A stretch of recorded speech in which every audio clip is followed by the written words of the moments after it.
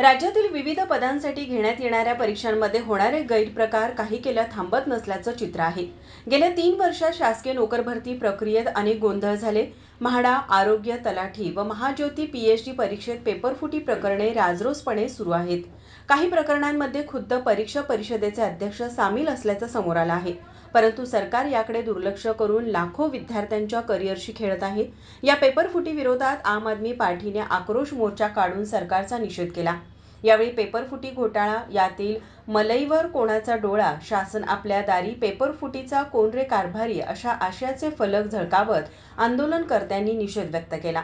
पेपरफुटीची प्रकरणे राज्यात वाढत असून यामुळे बेरोजगार परीक्षार्थी वेठीला धरले जात आहेत। शासनाच्या निष्काळजीपणामुळे पेपरफुटी होते आणि या सर्व विद्यार्थ्यांच्या स्वप्नांवर पाणी फिरवलं जात आहे। अनेक वर्ष अभ्यास करूनही विद्यार्थ्यांच्या पदरी निराशाच पडत असते। या प्रकाराला आळा घालण्यासाठी प्रशासनाने कठोर नियमावली तयार करावी। यासाठी बिंदू चौक ते छत्रपती शिवाजी चौक परिसरात आपच्या वतीने आक्रोश मोर्चा काढण्यात आला। आपचे प्रदेश संघटन सचिव संदीप देसाई यांनी बोलताना योग्य, लायक आणि मेहनती व्यक्ती पेपरफुटीचा बळी ठरत आहेत। ही परिस्थिती सरकारसाठी निंदनीय असल्याचं सांगितलं।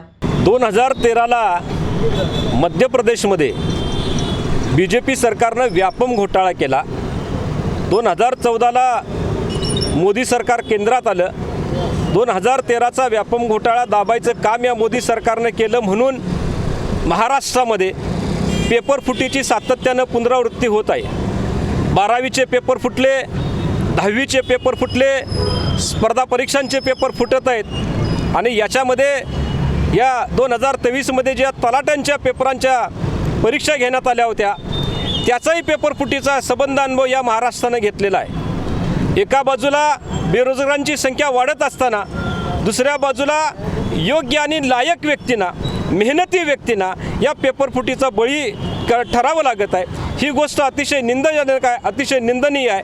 अतिशय मेहनतीनं मुलांनी अभ्यास केला होता, पण ऐनवेळी पेपर फुटले आणि 4600 ही परीक्षा रद्द करायच्या ऐवजी याच सरकारनं सदोष पेपरफुटी असून सुद्धा कोणतीही कारवाई न करता पुन्हा एकदा या 26 जानेवारीच्या निमित्तानं त्यांनी या 4600 नोकऱ्यांचं डिक्लेरेशन केलं, म्हणजेच पेपरफुटीचं समर्थन केलं असं म्हणावं लागेल।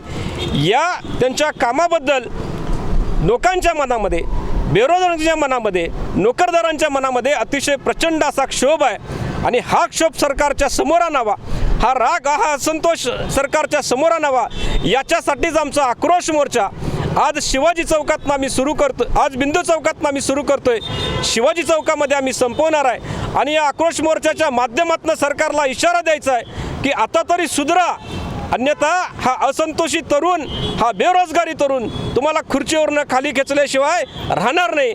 येणाऱ्या काळामध्ये याच्यामध्ये जर तुम्ही पुन्हा परीक्षा घेतल्या नाही, जर पेपरफुटीचे प्रकरण पुन्हा निदर्शनास आले तर आम आदमी पार्टीच्या आणि लोकांच्या रोषास तुम्हाला जावं लागेल। हा इशारा देण्यासाठी आज आम्ही बिंदू चौकामध्ये आलोय।